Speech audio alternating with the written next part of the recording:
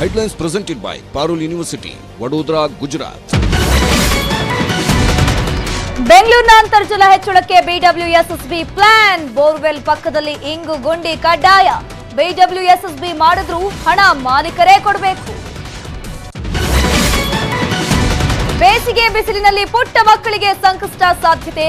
ಆರೋಗ್ಯ ಕೆಡುವ ಮುನ್ನ ಹುಷಾರಂತಿದ್ದಾರೆ ಡಾಕ್ಟರ್. ಬಿಸಿಲಲ್ಲಿ ಸುತ್ತಾಡೋ ಮುನ್ನ ಬಿ ಕೇರ್ಫುಲ್. ರಾಜಕಾಲುವೆ ಪಕ್ಕದಲ್ಲಿ ಜನಸ್ನೇಹಿ ರಸ್ತೆಗೆ ಪ್ಲಾನ್. 600 ಕೋಟಿ ವೆಚ್ಚದಲ್ಲಿ ಬಿಬಿಎಂಪಿ ಯೋಜನೆ. ಎಸ್ಕೇಪ್ ರೂಟ್ ಮಾದರಿಯಲ್ಲಿ 300 ಕಿಲೋಮೀಟರ್ ರಸ್ತೆ.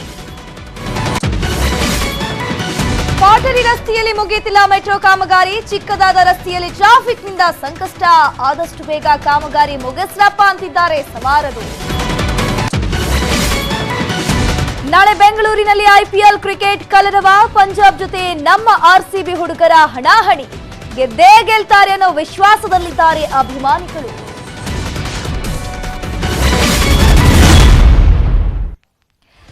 ನಮಸ್ಕಾರ, ನಮ್ಮ ಬೆಂಗಳೂರಿಗೆ ಸ್ವಾಗತ.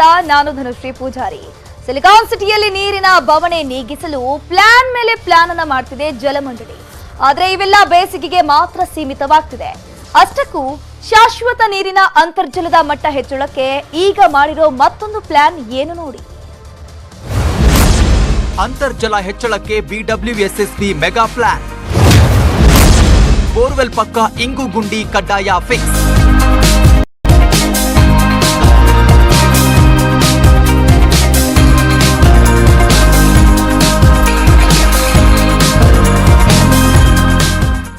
ಮಳೆ ಕಡಿಮೆ ಆಗ್ತಾ ಇದ್ದು ಅಂತರ್ಜಲ ಕುಸಿತ ಆಗ್ತಿದೆ. ಹೀಗಾಗಿ ರಾಜಧಾನಿ ಬೆಂಗಳೂರಿಗೆ ಜಲಕಂಟಕ ಎದುರಾಗಿದೆ. ಕಾವೇರಿ ನೀರು ಬೆಂಗಳೂರು ನಗರದಲ್ಲಿ 60% ಬಳಕೆಯಾಗ್ತಿದ್ರೆ 40% ಬೋರ್ವೆಲ್ ನೀರು ಬಳಕೆಯಾಗ್ತಿದೆ.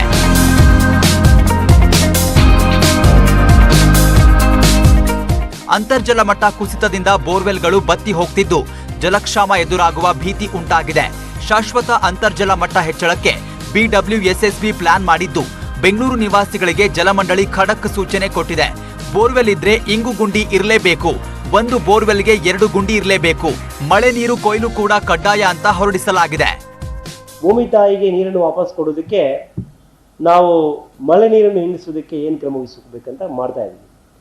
ಇವತ್ತು ಮಳೆ ಇಲ್ಲ, ಆದರೆ ಇನ್ನೊಂದು 2 ತಿಂಗಳಲ್ಲಿ ನಮ್ಮದು ಮಳೆ ನೀರು ಬಂದೇ ಬರ್ತದೆ. ಹಾಗಾಗಿ ಸತತವಾಗಿ ಮಳೆ ನೀರನ್ನು ವಾಪಸ್ ಭೂಮಿಗೆ ಕೊಡುವಂಥ ಕ್ರಮಗಳು ಆಗಬೇಕು. ಮುಖ್ಯವಾಗಿ ಬೋರ್ವೆಲ್ ಕೊರೆಯುವ ಕಡೆ ಒಂದು ಬೋರ್ವೆಲ್ ಕೊರೆದರೆ ಮಿನಿಮಮ್ 2 ರೀಚಾರ್ಜ್ ಬಿಟ್ಟುಗಳನ್ನು ಮಾಡಬೇಕಂತ ನಾವು ಖಂಡಿತ ಹೇಳ್ತಾ ಇದ್ದೀವಿ. ಕೇವಲ ಅದು ಖಾಸಗಿ ವ್ಯಕ್ತಿಗಳಿಗೆ ಮಾತ್ರ ಅಲ್ಲ, ನಮಗೂ ಅನ್ವಯ ಆಗುತ್ತೆ. ಬೋರ್ವೆಲ್ ಇದ್ರೂ ಕೂಡ ಒಂದು ವೇಳೆ ಇಂಗುಗುಂಡಿ ನಿರ್ಮಾಣ ಮಾಡದಿದ್ರೆ ಜಲಮಂಡಳಿಯೇ ಇಂಗುಗುಂಡಿ ನಿರ್ಮಾಣ ಮಾಡಲಿದೆ. ಅದರ ಖರ್ಚು ವೆಚ್ಚ ಮಾಲೀಕರೇ ಭರಿಸಬೇಕು. ಯಾಕಂದ್ರೆ ಭೂಮಿಯಿಂದ ನಾವು ನೀರನ್ನ ಮಾತ್ರ ತೆಗೆದುಕೊಳ್ತಿದ್ದೇವೆ, ಮರಳಿ ಭೂಮಿಗೆ ನೀರು ಕೊಡ್ತಿಲ್ಲ. ಹೀಗಾಗಿ ಬೋರ್ವೆಲ್ ರೀಚಾರ್ಜ್ ಅವಶ್ಯಕವಾಗಿದೆ. ಸೊ ಜಲಮಂಡಳಿ ಈ ಹಿಂದೆ ಕಣ್ಮುಚ್ಕೊಂಡು ಕೂತ್ಕೊಂಡು ಈಗ ನಾನು ಮಾಡಿಲ್ದೇ ಇರ್ತಕ್ಕಂಥದ್ದು ಏನು ಇಂಗು ಗುಂಡಿಗಳನ್ನ ಮಾಡಿಲ್ದೇ ಇರ್ತಕ್ಕಂಥದ್ದು ನಾವು ಮಾಡ್ತೀವಿ, ಅದ್ರ ಚಾರ್ಜಸ್ ಮಾಡ್ತೀವಿ ಅಂದ್ರೆ ಅನಿವಾರ್ಯವಾಗಿ ಈ ಸಂಘರ್ಷಕ್ಕೆ ಬೀಳ್ಬೇಕಾಗುತ್ತೆ. ಅವರು ಈಗ ಬಂದು ಯಾರ್ಯಾರು ಮಾಡಿಲ್ವೋ ಅದನ್ನ ನಾವೇ ಮಾಡಿಸ್ತೀವಿ ಅಂದು ಅದರದ್ದು ನೀವು ಯಾವುದೋ ಒಂದು ಏಜೆನ್ಸಿಗೋ ಮತ್ತೊಂದು ಕೊಡ್ತೀರಾ. ಅವರ ಆಗಿರ್ತಕ್ಕಂಥ ಸ್ಟ್ಯಾಂಡರ್ಡ್ ರೇಟ್ ಅಲ್ಲಿ ಏನ್ ಮಾಡಬೇಕು ಅದನ್ನ ಗ್ರಾಹಕರಿಗೆ ಮಾಲೀಕರುಗಳಿಗೆ ಹೊರೆ ಆಗುತ್ತೆ. ಎಲ್ಲೋ ಒಂದ್ ಹತ್ರ ಇನ್ನು ಮುಂದೆ ಮಾಡೋದಾದ್ರೂ ಕಂಪಲ್ಸರಿ ಮಾಡಿ. ಬಿಬಿಎಂಪಿ ಬಿಡಬ್ಲ್ಯೂಎಸ್ಎಸ್ಬಿ ಅವಶ್ಯಕತೆ ಇದ್ದಾಗ ಈ ರೀತಿಯ ಪ್ಲಾನ್ ಎಲ್ಲ ಮಾಡ್ತಾರೆ. ಆದ್ರೆ ಒಮ್ಮೆ ಮಳೆ ಬಂದು ನೀರಿನ ಸಮಸ್ಯೆ ಕಡಿಮೆಯಾದ್ರೆ ಆ ಕಡೆಗೆ ತಿರುಗುನು ನೋಡಲ್ಲ. ಆದ್ರೆ ಈ ಬಾರಿ ಜಲಮಂಡಳಿಗೆ ಬಿಸಿ ಮುಟ್ಟಿದೆ. ಮಳೆಗಾಲದಲ್ಲಿ ಈ ಆದೇಶವನ್ನ ಕಸದ ಡಬ್ಬಿಗೆ ಹಾಕ್ತಾರಾ? ಕಾದ್ ನೋಡ್ಬೇಕು. ಪ್ರತಿ ಬಾರಿ ಬೆಂಕಿ ಹತ್ತಿದಾಗ ಬಾವಿ ತೋಡೋ ಕೆಲಸವನ್ನ ಜಲಮಂಡಳಿ ಮಾಡುತ್ತೆ. ಈ ಬಾರಿನೂ ಕೂಡ ಮಳೆ ನೀರು ಕೊಯ್ಲು ಬಗ್ಗೆ ಈಗ ಜಪ ಮಾಡ್ತಿರೋದು ಯಾಕೆ? ಇದನ್ನ ಯಾಕೆ ಕಂಪಲ್ಸರಿ ಅಂತೇಳಿ ಆರ್ಡರ್ ಮಾಡಿದ್ರೂ ಕೂಡ ನಿರ್ಲಕ್ಷ್ಯ ಮಾಡ್ತಿರೋದು ಯಾಕೆ? ಈ ಪ್ರಶ್ನೆಗೆ ಜಲಮಂಡಳಿಯ ಉತ್ತರ ನೀಡಬೇಕು. ಬೆಂಗಳೂರಿಂದ ಕ್ಯಾಮರಾ ಪರ್ಸನ್ ಎಡ್ವಿನ್ ಜೊತೆ ಶರಣು Hampi, news 18. Silicon city Bengaluru ಸದ್ಯಕ್ಕೆ ಹಾಟ್ ಸಿಟಿಯಾಗಿ ಬದಲಾಗಿದೆ. ಬರಗಾಲದ ಎಫೆಕ್ಟ್ ನಿಂದಾಗಿ ಸದ್ಯ ರಾಜಧಾನಿಯಲ್ಲಿ ಕುಡಿಯುವ ನೀರಿನ ಸಮಸ್ಯೆ ಶುರುವಾಗಿದೆ. ಇದರ ನಡುವೆ ಬಿಸಿಲ ತಾಪ ಏರಿಕೆಯಾಗಿದ್ದು ಮಕ್ಕಳ ಆರೋಗ್ಯದ ಮೇಲೆ ಪರಿಣಾಮ ಬೀರ್ತಿದೆ. ಬೇಸಿಗೆಯ ತಾಪ ಈ ಬಾರಿ ತುಸು ಹೆಚ್ಚಾಗ್ತಿದೆ. ಕಳೆದ ವರ್ಷಕ್ಕೆ ಹೋಲಿಸಿದ್ರೆ ಈ ವರ್ಷ ಬೆಂಗಳೂರು ಮತ್ತಷ್ಟು ಹಾಟ್ ಆಗಿದೆ. ಬೀರು ಬೇಸಿಗೆಯಲ್ಲಿ ಸಿಲಿಕಾನ್ ಸಿಟಿಯ ಜನರು ಬಸವಳಿದು ಹೋಗ್ತಿದ್ದಾರೆ. ರಾಜ್ಯ ರಾಜಧಾನಿ ಬೆಂಗಳೂರಿನಲ್ಲಿ ಸದ್ಯ ಬೇಸಿಗೆಯ ತಾಪದ ಜೊತೆಗೆ ಪುಟಾಣಿಗಳ ಆರೋಗ್ಯದ ಮೇಲೆ ಪರಿಣಾಮ ಬೀರ್ತಿದೆ. ಬೇಸಿಗೆಯಲ್ಲಿ Candida infection, fungal infection, viral infection ಮತ್ತು ಸ್ಕಿನ್ ಇನ್ಫೆಕ್ಷನ್, ಡೈರಿಯಾ ಸೇರಿದಂತೆ ಹಲವು ಸಮಸ್ಯೆಗಳು ಕಂಡುಬರ್ತಿವೆ. ಕಳೆದ ವರ್ಷಕ್ಕೆ ಹೋಲಿಕೆ ಮಾಡಿದ್ರೆ ಈ ವರ್ಷ ಮಕ್ಕಳಲ್ಲಿ 15% 20% ಸಮಸ್ಯೆ ಹೆಚ್ಚಾಗಿದೆ ಅಂತಿದ್ದಾರೆ ವೈದ್ಯರು. ಈ ಸಮ್ಮರಲ್ಲಿ ಪಯೋಡರ್ಮಾ ಲೀಷನ್ಸ್ ಅಂತ ಆಗ್ಬಿಡ್ತದೆ, ಸ್ಟ್ರೆಪ್ಟೋಕಾಕಲ್ ಇನ್ಫೆಕ್ಷನ್ಸ್ ಅದಾಗ್ಬಿಟ್ಟು ಅದು ಡೈರೆಕ್ಟ್ ಆಗಿ ಕಿಡ್ನಿ ನೆಫ್ರೈಟಿಸ್ ಆಗ್ತದೆ. ಸೊ ಒಂದಕ್ಕೊಂದು ಕನೆಕ್ಷನ್ ಇರೋದ್ರಿಂದ ಆದಷ್ಟು ಚರ್ಮದ ಕಂಡೀಷನ್ಸು ಕಡಿಮೆ ಮಾಡ್ಕೋಬೇಕು. ಅದ್ರ ಜೊತೆಗೆ ಫಂಗಲ್ ಇನ್ಫೆಕ್ಷನ್ ತುಂಬ ಆಗ್ತದೆ. ಎಷ್ಟೋ ಜನ ನೋಡಿದ್ವಿ ಇಂಗ್ವೈನಲ್ ರೀಜನ್ಸ್ ಅಂತೀವಿ, ಆಕ್ಸಿಲರ್ ರೀಜನ್ ಅಂತೀವಿ, ಇಡ್ಚಿಂಗ್ ಆಗ್ತಾ ಇರ್ತದೆ. ತುಂಬ ಕೇರ್ಕೊಂಡು ಫಂಗಲ್ ಇನ್ಫೆಕ್ಷನ್ ಜಾಸ್ತಿ ಆಗ್ಬಿಡ್ತದೆ. ಫಂಗಲ್ ಇನ್ಫೆಕ್ಷನ್ಸ್ ಆಲ್ಸೋ ತುಂಬ ಕಾಮನ್ನು. ಆಮೇಲೆ ಬ್ಯಾಕ್ಟೀರಿಯಲ್ ಇನ್ಫೆಕ್ಷನ್ಸ್ ಆಲ್ಸೋ ತುಂಬ ಕಾಮನ್ ಮಕ್ಕಳಲ್ಲಿ, ಎಸ್ಪೆಷಲಿ ಇನ್ ಸಮ್ಮರ್ ಟೈಮ್ಸ್. ಈ ಕಾಯಿಲೆಗಳು ಮಕ್ಕಳಲ್ಲಿ ಒಬ್ಬರಿಂದ ಒಬ್ಬರಿಗೆ ಬೇಗ ಹರಡುತ್ತಿದೆ. ಇದರಿಂದ ಮಕ್ಕಳ ಆರೋಗ್ಯದ ಮೇಲೆ ನಾನಾ ಸಮಸ್ಯೆಗಳಿಗೆ ಕಾರಣವಾಗ್ತಿದೆ. ಮನೆಯಲ್ಲಿ ಒಂದು ಮಗುವಿಗೆ ಈ ಕಾಯಿಲೆ ಪತ್ತೆಯಾದ್ರೆ ವೇಗವಾಗಿ ಎಲ್ಲಾ ಮಕ್ಕಳಿಗೂ ಹರಡ್ತಾ ಇದೆ. ಕುಡಿಯುವ ನೀರಿನ ಸಮಸ್ಯೆ ಇದ್ರೆ ಕುದಿಸಿ ಆರಿಸಿದ ನೀರನ್ನ ಕುಡಿಯುವಂತೆ ವೈದ್ಯರು ಸಲಹೆ ಕೊಟ್ಟಿದ್ದಾರೆ. ಹೊರಗಡೆ ಆಹಾರ ಸೇವನೆ ಬಗ್ಗೆ ಎಚ್ಚರಿಕೆ ವಹಿಸುವಂತೆ ಪೋಷಕರಿಗೆ ಸಲಹೆ ಕೊಟ್ಟಿದ್ದಾರೆ. ಬೇಸಿಗೆಯಲ್ಲಿ ಮಕ್ಕಳಿಗೆ ನಿತ್ರಾಣ, ನಿರ್ಜಲೀಕರಣ, ಅಜೀರ್ಣ, ಸನ್ ಸ್ಟ್ರೋಕ್ ಹಾಗೂ ಚರ್ಮ ಅಲರ್ಜಿ, ಅಜೀರ್ಣ ಸೇರಿದಂತೆ ಸಾಕಷ್ಟು ಆರೋಗ್ಯ ಸಮಸ್ಯೆ ಹಾಗೂ ಮಲಬದ್ಧತೆ ಕಾಡುತ್ತೆ.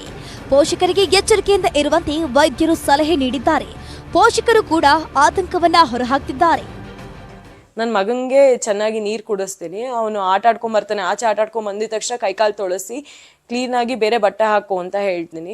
ಇವಾಗ ಚೆನ್ನಾಗಿ ನೀರು ಕುಡಿದು ಹೈಜೀನ್ ಆಗಿದ್ರೆ ಒಳ್ಳೆಯದು. ಬೇಸಿಗೆಯಲ್ಲಿ ಮಕ್ಳುಗಳಿಗೆ ಬೇಸಿಗೆಯಲ್ಲಿ ಎಸ್ಪೆಷಲಿ ಕೇರ್ಫುಲ್ ಆಗಿರೋದು ತುಂಬ ಒಳ್ಳೆಯದು.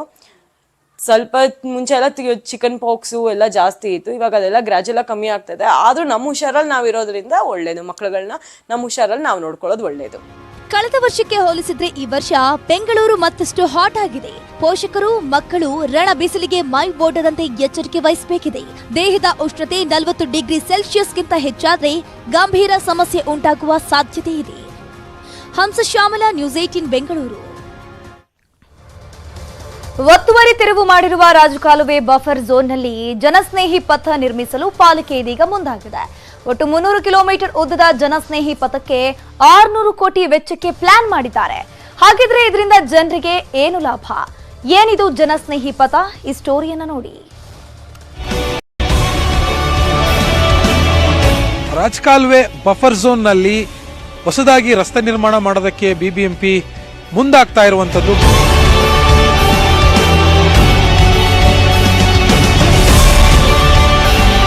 ಇತ್ತೀಚೆಗೆ ಬಿಬಿಎಂಪಿ ಒತ್ತುವರಿ ತೆರವು ಮಾಡಿರುವ ರಾಜಕಾಲುವೆ ಪಕ್ಕದಲ್ಲಿ ಜನಸ್ನೇಹಿ ಪಥ ನಿರ್ಮಾಣ ಆಗಲಿದೆ. ಈ ಯೋಜನೆಯನ್ನ 600 ಕೋಟಿ ಕಾಮಗಾರಿ ವೆಚ್ಚ ಅಂತ ಅಂದಾಜು ಮಾಡಲಾಗಿದೆ.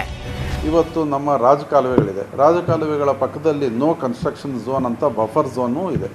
ಸೊ ಆ ಬಫರ್ ಝೋನ್ಗಳನ್ನ ಖಾಸಗಿಯವರಿಗೆ ಏನು ನೀವು ಕಟ್ಟೋಂಗಿಲ್ಲ, ಮಾಡೋಂಗಿಲ್ಲ, ಅಗ್ರಿಕಲ್ಚರ್ ಮಾತ್ರ ಮಾಡೋಕ್ಕೆ ಅವಕಾಶ ಇದೆ ಅನ್ನೋದಕ್ಕಿಂತನೂ ಆ ಜಾಗನ ನಾವು ಬಿಬಿಎಂಪಿ ಅವರು TDR ಮುಖಾಂತರ ವಶಪಡಿಸ್ಕೊಂಡು ಅಲ್ಲಿ ಲಘು ವಾಹನಗಳಿಗೆ ಅವಕಾಶ ಮಾಡಿಕೊಟ್ಟು ಎಸ್ಕೇಪ್ ರೂಟ್ಸ್ನ ಒಂದು ಮಾಡುವಂಥದ್ದು. ಜನಸ್ನೇಹಿ ಪಥ ಎಸ್ಕೇಪ್ ರೂಟ್ಸ್ ಮಾದರಿಯಲ್ಲಿ ಇರಲಿದ್ದು ಸೈಕಲ್ ಪಥ, ವಾಕಿಂಗ್ ಬೇ ಜೊತೆಗೆ ಲಘು ವಾಹನ ಸಂಚಾರಕ್ಕೆ ಅವಕಾಶ ಇರಲಿದೆ. ಮುಖ್ಯವಾಗಿ ಟ್ರಾಫಿಕ್ನಲ್ಲಿ ಸಿಕ್ಕಿಬೀಳುವ ಸಣ್ಣ ಸಣ್ಣ ವಾಹನಗಳು ಈ ಎಸ್ಕೇಪ್ ರೂಟ್ಸ್ ಮೂಲಕ ಬೈಪಾಸ್ ಮಾಡುವ ವ್ಯವಸ್ಥೆಯನ್ನು ಕಲ್ಪಿಸಲಾಗುತ್ತೆ. ಈ ರಸ್ತೆ ರಾಜಕಾಲುವೆಗೆ ಅಂಟಿಕೊಂಡೇ ಇರುವ ಕಾರಣ ರಾಜಕಾಲುವೆಗೆ ತ್ಯಾಜ್ಯ ಸುರಿಯುವುದು ತಪ್ಪಲಿದೆ ಅನ್ನೋದು ಪಾಲಿಕೆ ಅಧಿಕಾರಿಗಳ ಲೆಕ್ಕಾಚಾರವಾಗಿದೆ.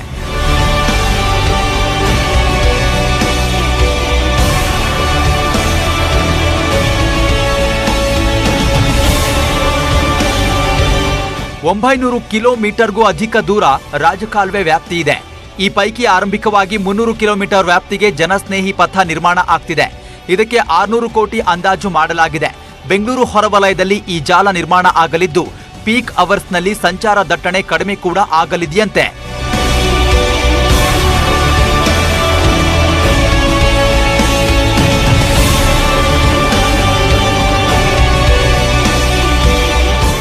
ಮೂಲಭೂತ ಸೌಕರ್ಯ ಅಭಿವೃದ್ಧಿ ಕಾರ್ಯಗಳ ಹೆಸರಲ್ಲಿ 600 ಕೋಟಿ ಮೊತ್ತದ ಈ ಕಾಮಗಾರಿಗೆ ಯೋಜನೆ ರೂಪಿಸಲಾಗಿದೆ.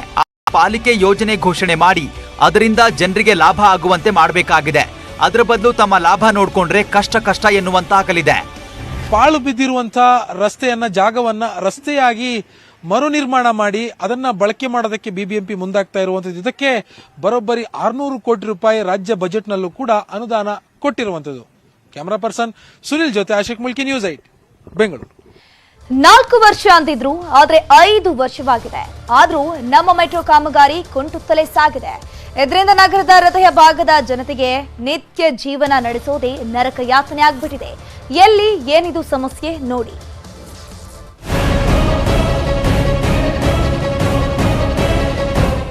ವಾಹನ ದಟ್ಟಣೆ ಕಡಿಮೆ ಮಾಡುವ ಉದ್ದೇಶದಿಂದಲೇ ನಮ್ಮ ಮೆಟ್ರೋ ಯೋಜನೆ ಬಂದಿದೆ. ಆದ್ರೆ ನಿಗದಿತ ಸಮಯಕ್ಕೆ ಕಾಮಗಾರಿ ಪೂರ್ಣಗೊಳ್ಳದ ಕಾರಣಕ್ಕೆ ಸ್ಥಳೀಯ ನಿವಾಸಿಗಳಿಗೆ ನಿತ್ಯ ನರಕವಾಗ್ತಿದೆ. Pottery town underground metro station ಕಾರ್ಯ 2018ರಿಂದ ಆರಂಭವಾಗಿದ್ದು ಇನ್ನೂ ಪೂರ್ಣಗೊಂಡಿಲ್ಲ.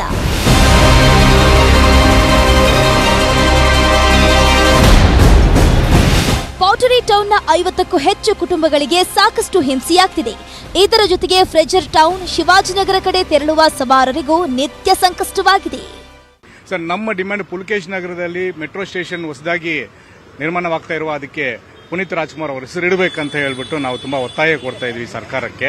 ಬಟ್ ಇಲ್ಲಿ ಈ ಮೆಟ್ರೋ ಸ್ಟೇಷನ್ ಕಾಮಗಾರಿಕೆ ನೋಡ್ತಾ ಇದ್ರೆ ತುಂಬಾ ಸ್ಲೋಗೆ ಹೋಗ್ತಾ ಇದೆ.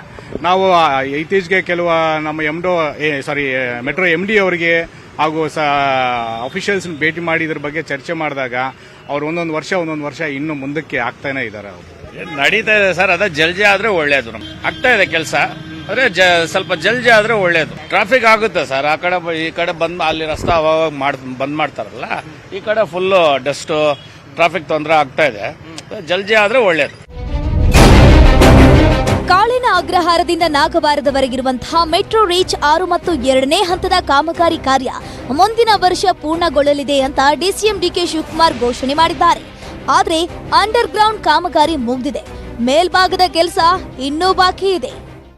ಇವಾಗ ಆಲ್ರೆಡಿ ನಿಮಗೆ ಗೊತ್ತಿದೆ, ನಮ್ಮ ಪಾಟರಿ ಟೌನ್ ಮೆಟ್ರೋ ಸ್ಟೇಷನ್ ತಾವೇನು ಹೇಳ್ತಿದ್ದೀರಾ ಅದು ಸುರಂಗ ಮಾರ್ಗದ ಒಂದು ಸ್ಟೇಷನ್, ಅದು ನಿಲ್ದಾಣ. ಅದು ಇವಾಗ ಆಲ್ರೆಡಿ ನಾವು ಸುರಂಗ ಮಾರ್ಗ ನೀವು ನೋಡಿದ್ರೆ ನಾವು ಸುಮಾರು we are already crossed about 90% ಅಷ್ಟು ನಮ್ಮ ಸುರಂಗ ಮಾರ್ಗ ಮುಗಿದಿದೆ. ಈ ಸುರಂಗ ಮಾರ್ಗ ಮುಗಿದ ಮೇಲೆ ನಮ್ಮ ಸ್ಟೇಷನ್ಗಳು, ಬಿಲ್ಡಿಂಗ್ಗಳು ಒಂದು ಕೆಳಗಡೆಯಿಂದ ಒಂದೇ ಹಂತದಿಂದ ಕೆಳಗಡೆಯಿಂದ ಮೇಲ್ ಬರಬೇಕಾಗತ್ತೆ. ಸೊ ಈ ಕೆಲಸಗಳು ನಡೀತಾ ಇದೆ. ಸೊ ಇವಾಗ ಸ್ಟೇಷನ್ಗಳು ಕಾನ್ಸಂಟ್ರೇಷನ್ ಮಾಡಿ ಅದನ್ನು ಕೂಡ ನಾವು ಮಾಡೋದಕ್ಕೆ ಪ್ರಯತ್ನ ಪಡ್ತಿದ್ದೀವಿ. ಬಟ್ ಈ ರೀಚ್ 6 ಲೈನ್ ಏನಿದೆ ಇದರದ್ದು ಒಂದು ಏನು ನಾವು ಹಾಕೊಂಡಿರುವಂಥ ಕಂಪ್ಲೀಷನ್ ಟೈಮ್ ಏನಿದೆ ಅದು ಸುಮಾರು ಮಾರ್ಚ್ 2025 ಅದು. ಆದಷ್ಟು ಬೇಗ ಮೆಟ್ರೋ ಸ್ಟೇಷನ್ ಕೆಲಸ ಮುಗಿದ್ರೆ ಇಲ್ಲಿಯ ನಿವಾಸಿಗಳಿಗೆ ಅನುಕೂಲ ಆಗಲಿದೆ. ಕಾಮಗಾರಿಗೆ ವೇಗ ಸಿಗಬೇಕಿದೆ. ಶರಣು ಹಂಪಿ, ನ್ಯೂಸ್ 18 ಬೆಂಗಳೂರು. ನಮ್ಮ ಬೆಂಗಳೂರು ಮುಂದುವರಿಯುತ್ತೆ ಒಂದು ಬ್ರೇಕ್ ಆದ್ಮೇಲೆ.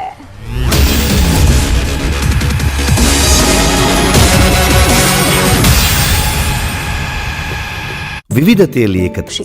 ಸಿದ್ದರಾಮಯ್ಯ ಸರ್ಕಾರ ಬೀಳಿಸಲು ಕಾಂಗ್ರೆಸ್ನಲ್ಲಿಯೇ ಒಳತಂತ್ರ ರೂಪಿಸಲಾಗ್ತಾ ಇದೆ. ಲೋಕಸಭಾ ಚುನಾವಣೆಯಲ್ಲಿ ಕಾಂಗ್ರೆಸ್ನ ಗ್ಯಾರಂಟಿಗಳು ವರ್ಕೌಟ್ ಆಗಲ್ಲ, ಜನರು ಮೋದಿಗಾಗಿ ಮತ ಹಾಕ್ತಾರೆ ಅಂತ ಜಗದೀಶ್ ಶೆಟ್ಟರ್ ಹೇಳಿದ್ದಾರೆ. ನಾನು ಮೊದಲಿಂದ ಹೇಳ್ತಾ ಇದ್ದೇನೆ, ಕಾಂಗ್ರೆಸ್ನಲ್ಲಿ ಒಂದು ಒಗ್ಗಟ್ಟಿಲ್ಲ, ಪಂಗಡಗಳು ಸಾಕಷ್ಟಾಗಿದೆ. ಅಂದರೆ DK ಶಿವಕುಮಾರ್ ಒಂದು ಗುಂಪು, ಆಮೇಲೆ ಸಿದ್ದರಾಮಯ್ಯ ಒಂದು ಗುಂಪು, ಗುಬ್ಬಿ ಶಾಸಕರು ಅವರು ಮುಂದಿನ ಚುನಾವಣೆಯಲ್ಲಿ ಹೆಚ್ಚಿನ ಸೀಟ್ ಬರಲಿಲ್ಲ ಅಂತಂದರೆ ಸಿದ್ದರಾಮಯ್ಯವರು ರಾಜೀನಾಮೆ ಕೊಡಬೇಕಾಗ್ತದೆ ಅನ್ನುವಂಥದ್ದು ಇದರ ಉದ್ದೇಶ. ಅಂದರೆ ಗುಬ್ಬಿ ಶಾಸಕರ ಹಿನ್ನೆಲೆ ಉದ್ದೇಶ ಅಂತಂದರೆ ಬಹುಶಃ ಲೋಕಸಭಾ ಚುನಾವಣೆ ಆದಮೇಲೆ ಸಿದ್ದರಾಮಯ್ಯವರು ರಾಜೀನಾಮೆ ಕೊಡಲೇಬೇಕಾಗ್ತದೆ, ಅವ್ರು ಹೋಗಲೇಬೇಕಾಗ್ತದೆ ಅನ್ನುವಂಥದ್ದು ಒಂದು ಸಿಗ್ನಲ್ ಇದು. ಬರ ಪರಿಹಾರಕ್ಕಾಗಿ ಕೇಂದ್ರ ಸರ್ಕಾರದ ವಿರುದ್ಧ ರಾಜ್ಯ ಸರ್ಕಾರ ಸುಪ್ರೀಂ ಕೋರ್ಟ್ ಮೆಟ್ಟಿಲೇರಿದೆ. ಸರ್ಕಾರದ ಈ ನಡೆಯನ್ನು ಟೀಕಿಸಿರುವಂತಹ ವಿಪಕ್ಷ ನಾಯಕ ಆರ್ ಅಶೋಕ್ ರಾಜ್ಯದಲ್ಲಿ ಕಾಂಗ್ರೆಸ್ ಸರ್ಕಾರ ಪಾಪರಾಗಿದೆ ಅಂತ ಲೇವಡಿ ಮಾಡಿದ್ರು. ಇನ್ನು ಈ ಹೇಳಿಕೆಗೆ ತಿರುಗೇಟನ್ನ ಕೊಟ್ಟಿರುವಂತಹ ಸಚಿವ ಈಶ್ವರ್ ಖಂಡ್ರೆ ಕೇಂದ್ರ ಸರ್ಕಾರ ನಮ್ಮ ರಾಜ್ಯದ ಬಗ್ಗೆ ಮಲತಾಯಿ ಧೋರಣೆ ತಾಳ್ತಾ ಇದೆ, ಈ ಬಗ್ಗೆ ಜನರಲ್ಲಿ ಜಾಗೃತಿ ಮೂಡಿದೆ, ಕೇಂದ್ರ ಸರ್ಕಾರಕ್ಕೆ ಜನರೇ ಈ ಚುನಾವಣೆಯಲ್ಲಿ ತಕ್ಕ ಉತ್ತರವನ್ನು ಕೊಟ್ಟಿದ್ದಾರೆ ಅಂತ ಹೇಳಿದ್ರು. ಹೌದು, ಮತ್ತೆ ನೋಡಿ, ಕಾಂಗ್ರೆಸ್ ಸರ್ಕಾರ ಇವತ್ತು ಕೇಂದ್ರ ಸರ್ಕಾರ ದುಡ್ಡು ಕೊಡಬೇಕಾಗಿತ್ತು. 4,50,000 ಕೋಟಿ ರೂಪಾಯಿ ನಾವು ತೆರಿಗೆ ಪಾವತಿ ಮಾಡ್ತೀವಿ ಕೇಂದ್ರಕ್ಕೆ. ನಮಗೆ ಕೊಡೋದು ಬರೀ 50,000 ಕೋಟಿ. ಹೀಗಾಗಿ ಕೇಂದ್ರ ಸರ್ಕಾರ ಕರ್ನಾಟಕ ರಾಜ್ಯದ ಮೇಲೆ ಪ್ರಹಾರ ಮಾಡ್ತಾ ಇದೆ, ಅನ್ಯಾಯ ಮಾಡ್ತಾ ಇದೆ, ಮಲ್ತಾಯಿ ಧೋರಣೆ ಅನುಸರಿಸ್ತಾ ಇದೆ. ಎರಡನೇ ದರ್ಜೆ ನಾಗರಿಕರಂತೆ ಇವತ್ತು ಕರ್ನಾಟಕಕ್ಕೆ ನೋಡ್ತಾ ಇದ್ದಾರೆ. ನ್ಯಾಯಕ್ಕಾಗಿ ಇವತ್ತು ಸರ್ವೋಚ್ಚ ನ್ಯಾಯಾಲಯಕ್ಕೆ ಹೋಗಿದ್ದಾರೆ. ಪಾಪರಾದ್ರೆ 5 ಗ್ಯಾರಂಟಿ ಹೆಂಗೆ ಕೊಡ್ತಿದ್ದೀವಿ, 50,000 ಕೋಟಿ ರೂಪಾಯಿ ಇವತ್ತು ಕಲ್ಯಾಣ ಕಾರ್ಯಕ್ರಮಕ್ಕೆ ಹೆಂಗೆ ಮೀಸಲಿಗ್ತಾ ಇದ್ದೀವಿ, ಹೆಂಗೆ ಇವತ್ತು ಆಡಳಿತ ಉತ್ತಮವಾಗಿ 5,000 ಕೋಟಿ ಕಲ್ಯಾಣ ಕರ್ನಾಟಕಕ್ಕೆ ಹೆಂಗೆ ಕೊಡ್ತೀವಿ. ರಾಜ್ಯದಲ್ಲಿ ಕಾಂಗ್ರೆಸ್ ಪರ ಅಲೆ ಇದೆ, ಹೀಗಾಗಿ ನಾವು ಅತಿ ಹೆಚ್ಚು ಕ್ಷೇತ್ರಗಳಲ್ಲಿ ಗೆಲುವು ಸಾಧಿಸಲಿದ್ದೇವೆ ಅಂತ ಕಲಬುರಗಿಯಲ್ಲಿ ಸಚಿವ ಈಶ್ವರ್ ಖಂಡ್ರೆ ಹೇಳಿದ್ದಾರೆ. ಕೇಂದ್ರ ಸರ್ಕಾರದ ಜನವಿರೋಧಿ ನೀತಿಯಿಂದ ದೇಶದ ಜನ ಬೇಸತ್ತಿದ್ದಾರೆ. ಪ್ರತಿಪಕ್ಷಗಳ ಧ್ವನಿ ಹತ್ತಿಕ್ಕುವ ಕೆಲಸ ಕೇಂದ್ರ ಸರ್ಕಾರ ಮಾಡ್ತಾ ಇದೆ. ಮತ್ತೆ ಅಧಿಕಾರ ದುರ್ಬಳಕೆ ಮಾಡಿಕೊಂಡು ಗೆಲ್ತೇವೆ ಅನ್ನುವ ಭ್ರಮೆಯಲ್ಲಿ ಬಿಜೆಪಿ ನಾಯಕರಿದ್ದಾರೆ. ಕಾಂಗ್ರೆಸ್ ಗೆಲುವು ಸಂವಿಧಾನದ ಪ್ರಜಾಪ್ರಭುತ್ವದ ಗೆಲುವು ಅಂತ ಜನ ನಂಬಿದ್ದಾರೆ ಅಂತ ಬಿಜೆಪಿ ವಿರುದ್ಧ ಖಂಡ್ರೆ ಕಿಡಿಕಾರಿದ್ದಾರೆ. ಕೇಂದ್ರ ಸರ್ಕಾರದ ಜನವಿರೋಧಿ ನೀತಿಯಿಂದ ಜನ ಬೇಸತ್ತಿದ್ದಾರೆ. ಇವತ್ತೇನು ಯಾವ ರೀತಿಯಲ್ಲಿ ಸರ್ವಾಧಿಕಾರಿ ಧೋರಣೆ ನಡೀತಾ ಇದೆ, ಪ್ರತಿಪಕ್ಷಗಳ ಧ್ವನಿ ಹತ್ತಿಕ್ಕುವಂತ ಕೆಲಸ ನಡೀತಾ ಇದೆ. ಹೀಗಾಗಿ ಜನ ಕಾಂಗ್ರೆಸ್ ಪಕ್ಷಕ್ಕೆ ಗೆಲ್ಲಿಸ್ತಾರೆ. ಎಲ್ಲ ಕಡೆ ಇವತ್ತು ಕಾಂಗ್ರೆಸ್ ಪಕ್ಷದ ಅಭ್ಯರ್ಥಿಗಳು ಪ್ರಚಂಡ ಬಹುಮತದಿಂದ ಗೆಲ್ತಾರೆ ಅನ್ನುವಂಥ ವಿಶ್ವಾಸ ನನಗಿದೆ. ಹಣಬಲ. ಶಿವಮೊಗ್ಗ ಲೋಕಸಭಾ ಕ್ಷೇತ್ರದ ಕಾಂಗ್ರೆಸ್ ಅಭ್ಯರ್ಥಿ ಗೀತಾ ಶಿವರಾಜ್ ಕುಮಾರ್ ಭರ್ಜರಿ ಕ್ಯಾಂಪೇನ್ ಅನ್ನು ಮಾಡ್ತಾ ಇದ್ದಾರೆ. ಈ ವೇಳೆ ಮಾತನಾಡಿದಂತ ಅವರು, ಕ್ಷೇತ್ರದಾದ್ಯಂತ ಪ್ರಚಾರ ಮಾಡ್ತಾ ಇದ್ದೇನೆ, ಜನರಿಂದ ಒಳ್ಳೆ ರೆಸ್ಪಾನ್ಸ್ ಸಿಗ್ತಾ ಇದೆ. ನಮ್ಮ ಸರ್ಕಾರ ಹೊಸ ಯೋಜನೆಗಳನ್ನ ಜಾರಿಗೆ ತಂದಿದೆ, ಅದರ ಆಧಾರದಲ್ಲಿ ನಾನು ಮತ ಯಾಚನೆ ಮಾಡ್ತಾ ಇದ್ದೇನೆ ಅಂತ ಹೇಳಿದ್ರು. ಇನ್ನು ನಟ ಶಿವರಾಜ್ ಕುಮಾರ್ ವಿಮಾನ ನಿಲ್ದಾಣದಿಂದ ಬೈಕ್ ರ್ಯಾಲಿ ಮೂಲಕ ಪತ್ನಿ ಪರ ಮತವನ್ನ ಯಾಚನೆ ಮಾಡಿದ್ರು. 2 ಡೇಸ್ ಮಾಡಿಬಿಟ್ಟು ಹೋಗಿದ್ದೀವಿ, ಭದ್ರಾವತಿ ಮತ್ತು ಶಿವಮೊಗ್ಗ, ಆಮೇಲೆ ನೆಕ್ಸ್ಟ್ ಡೇ ಬೈಂದೂರು ಹೋಗಿದ್ದೀವಿ. So we are doing well. ನಮಗೇನು ಚೆನ್ನಾಗಿದೆ ಅಂತ ರೆಸ್ಪಾನ್ಸ್ ಚೆನ್ನಾಗಿದೆ, ಎಲ್ಲ ಕಡೆಯೂ ಚೆನ್ನಾಗಿದೆ. I C lots of youngsters ನೋಡ್ತಾ ಇದ್ದೀನಿ, ಅದರಲ್ಲಿ ತುಂಬ ಚೆನ್ನಾಗಿದೆ. ಸೊ ಆಮೇಲೆ ಅವ್ರ ಸಮಸ್ಯೆ ಏನಿದ್ರೂ ಅದಕ್ಕೆ ಇವಾಗಿರೋ ನಮ್ಮ ಸರ್ಕಾರ already it's doing helping everybody. So ಅದ್ರ ಜೊತೆಗೆ ನಾವು ಕೂಡ ಇದ್ಬಿಟ್ಟು ವೆಡ್ನೆಸ್ಡೇ ಇಲ್ಲಿ ಭದ್ರಾವತಿಯಿಂದ ಶುರುವಾಗಿ ಅದೇ ಒಳ್ಳೆ ಒಂದು ಪಾಸಿಟಿವ್ ಸೈನ್ ಇತ್ತು. ಭದ್ರಾವತಿಯಿಂದ ಶುರು ಮಾಡಬೇಕಾದ್ರೆ ಇವರು ನಮ್ಮ ಸಂಗಮೇಶ್ವರ ಇದ್ರದ್ದು ಒಂದು ರ್ಯಾಲಿ ಮಾಡಿದ್ರು, ತುಂಬ ಚೆನ್ನಾಗಿತ್ತು. Welcome was good.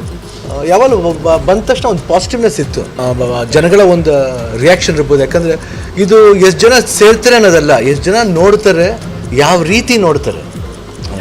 ಬಟ್ ಅದು ನೋಡಿದಾಗ ನಮಗೆ ಅನಿಸ್ತು ತುಂಬ ಪಾಸಿಟಿವ್ ಆಗಿದೆ ಈ ಸಲ. ಎಲ್ರಿಗೂ ಒಂದು ಬದಲಾವಣೆ ಬೇಕು ಅಂತ ಅನಿಸ್ತಾ ಇದ್ದಂಥ ಒಂದು ಭಾವನೆ ನನ್ನಲ್ಲಿ ಮೂಡ್ತು. ಅವ್ರ ಪಕ್ಷ ಒಂದು ಫಾಲೋ ಮಾಡಿದ್ದಾರೋ ಆ ಪಕ್ಷನ ಫಾಲೋ ಮಾಡ್ಕೊಂಡು ಇನ್ನು ನಾವೇನು ಮಾಡಬೇಕು ಜನಗಳಿಗೆ ಅನ್ನೋದನ್ನ ನಾನು ಗೀತನ ಹತ್ರ ಆಲ್ರೆಡಿ ಮಾತಾಡಿದೆ. ಬೆಳಗಾವಿಯಲ್ಲಿ ಸಚಿವೆ ಲಕ್ಷ್ಮೀ ಹೆಬ್ಬಾಳ್ಕರ್ ಪುತ್ರ ಕಾಂಗ್ರೆಸ್ ಅಭ್ಯರ್ಥಿ ಮೃಣಾಲ್ ಪ್ರಚಾರ ಅಖಾಡಕ್ಕಿಳಿದಿದ್ದಾರೆ. ವಿನಾಯಕನ ಪೂಜೆ ಮಾಡಿ ಬೈಕ್ ರ್ಯಾಲಿ ಮೂಲಕ ಪ್ರಚಾರಕ್ಕೆ ಚಾಲನೆ ಕೊಟ್ಟಿದ್ದಾರೆ. ಹೆಂಡಲಗ ಗಣಪತಿ ದೇವಸ್ಥಾನದಿಂದ ಶುರುವಾದ ಬೈಕ್ ರ್ಯಾಲಿಯಲ್ಲಿ ಸಚಿವೆ ಲಕ್ಷ್ಮೀ ಹೆಬ್ಬಾಳ್ಕರ್ ಭಾಗಿಯಾಗಿದ್ದರು. ಹಿಂದೂ ಮತಗಳನ್ನು ಸೆಳೆಯಲು ಮರಾಠಿ ಭಾಷಿಕರೇ ಹೆಚ್ಚಿದ್ದಾರೆ.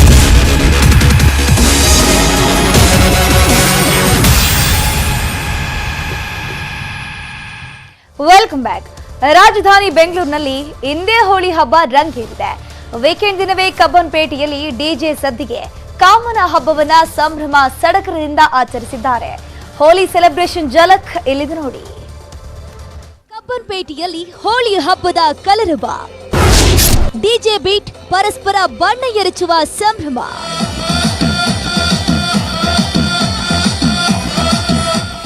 ಹೋಳಿ ಹಬ್ಬಕ್ಕೆ ಇನ್ನೆರಡು ದಿನ ಬಾಕಿ ಇದೆ. ಆದ್ರೆ ರಾಜಧಾನಿ ಬೆಂಗಳೂರಿಗೆ ಇಂದೇ ಕಾಮನ ಹಬ್ಬ.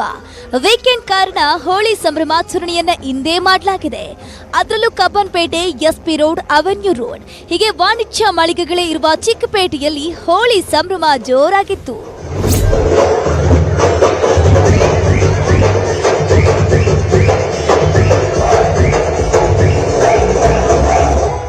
ಎಲ್ಲ ಒರಿಜಿನಲ್ ಆರ್ಗಾನಿಕ್ ಪೌಡ್ರು, ಯಾವುದು ಕೆಮಿಕಲ್ ಏನಿಲ್ಲ, ಆರ್ಗಾನಿಕ್ ಮಾಡೋಣ ಅಂದ್ಬಿಟ್ಟು ಫ್ರೆಂಡ್ಸ್ ಸರ್ಕಲ್ ಎಲ್ಲ ಸೇರಿ ನಾವೊಂದು ಪ್ರೋಗ್ರಾಮ್ ಮಾಡಬೇಕು ಅಂತ ಎಲ್ಲ ಸೇರ್ಕೊಂಡು ಮಾಡಿದೀವಿ. ಕಲರ್ ಹಾಕೋರು, ಮೊಟ್ಟೆ ಹೊಡಿಯೋರು ಅದೆಲ್ಲ ಏನೂ ಇಲ್ಲ. ಕಾಮಣ್ಣ ಹಬ್ಬದ ಮುನ್ನ ದಿನವೇ ಇವತ್ತು ಚಿಕ್ಕಪೇಟೆಯ ಬೀದಿಯಲ್ಲಿ ವಾಹನದಲ್ಲಿ ಡಿಜೆ ಹಾಕಿ ಮೆರವಣಿಗೆ ಮಾಡುತ್ತಾ ಡ್ರೈ ಬಣ್ಣವನ್ನ ಎರಚಲಾಯಿತು. ಅಂಗಡಿಯಲ್ಲಿದ್ದವರಿಗೆ ಪರಸ್ಪರ ಬಣ್ಣ ಎರಚಿ ಸಂಭ್ರಮಿಸಿದ್ರು. ಇತ್ತೀಚೆಗೆ ಭಜನೆ ಹಾಡಿನ ಗಲಾಟೆಯಿಂದ ಸುದ್ದಿಯಾಗಿದ್ದ ನಗರ್ತಪೇಟೆಯಲ್ಲೂ ಹೋಳಿ ಮೆರವಣಿಗೆ ನಡೆಯಿತು.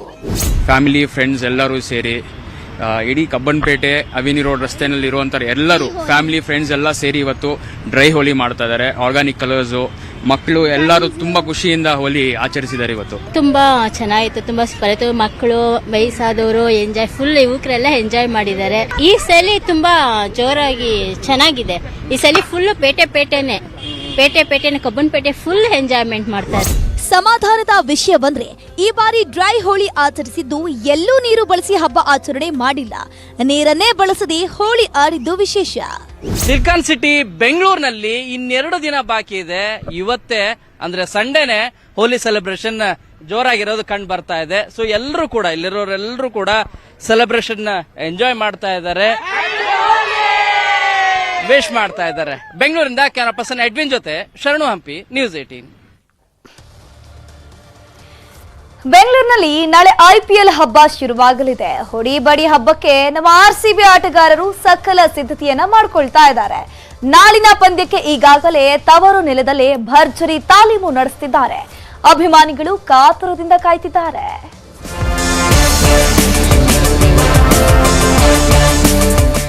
IPL ಸೀಸನ್ 17 ಈಗಾಗಲೇ ಶುರುವಾಗಿದೆ. ಮೊದಲ ಪಂದ್ಯದಲ್ಲಿ ನಮ್ಮ RCB ಹುಡುಗರು ಚೆನ್ನೈ ವಿರುದ್ಧ ಸೋಲುವ ಮೂಲಕ ಸೀಸನ್ ಆರಂಭಿಸಿದ್ದು ತವರು ಅಂಗಳದಲ್ಲಿ ಗೆಲ್ಲುವ ಹುಮ್ಮಸ್ಸಿನಲ್ಲಿದ್ದಾರೆ. ನಿನ್ನೆಯೇ ಬೆಂಗಳೂರಿಗೆ ಬಂದಿಳಿದಿರುವ ಫ್ಯಾಪ್ ಡ್ಯುಪ್ಲೆಸಿಸ್ ಪಡೆ ಚಿನ್ನಸ್ವಾಮಿ ಅಂಗಳದಲ್ಲಿ ಬೆವರು ಹರಿಸಿದ್ದಾರೆ.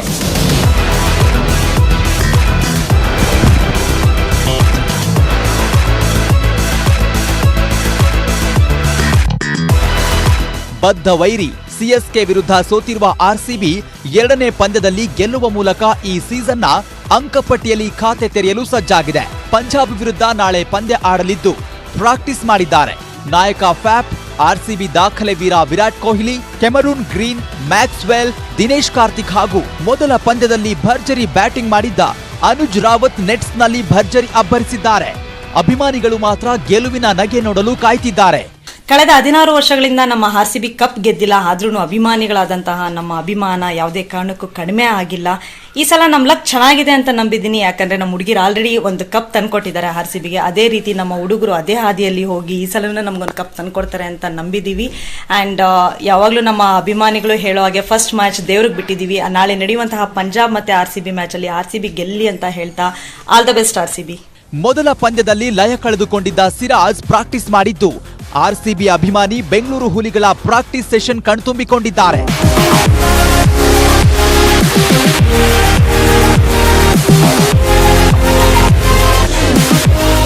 ನಾಳೆ match RCB versus Punjab. RCB ಗೆದ್ದು ಬನ್ನಿ. All the best RCB. ಈ ಸಲ ಕಪ್ ನಮ್ದೆ ಅಲ್ಲ, ಈ ಸಲ ಕಪ್ ನಮ್ದು. ನಾಳೆ RCB ಮ್ಯಾಚ್ ಇರೋ ಕಾರಣ ನಮ್ಮ ಮೆಟ್ರೋ ಕೂಡ ರಾತ್ರಿ 11:30ರವರೆಗೂ ಸಂಚಾರ ಮಾಡಲಿದೆ. ಡಬಲ್ ಸೈಡ್ ಟಿಕೆಟ್ ಕೊಡಲು ಕೂಡ ಮುಂದಾಗಿದೆ. ನಾವು ಕೂಡ ಹೇಳೋಣ ಆಲ್ ದ ಬೆಸ್ಟ್ RCB.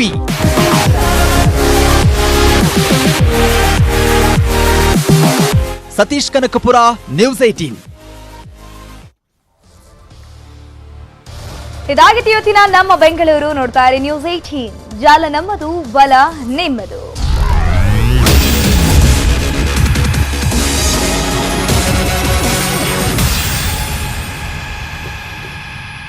ವಿವಿಧತೆಯಲ್ಲಿ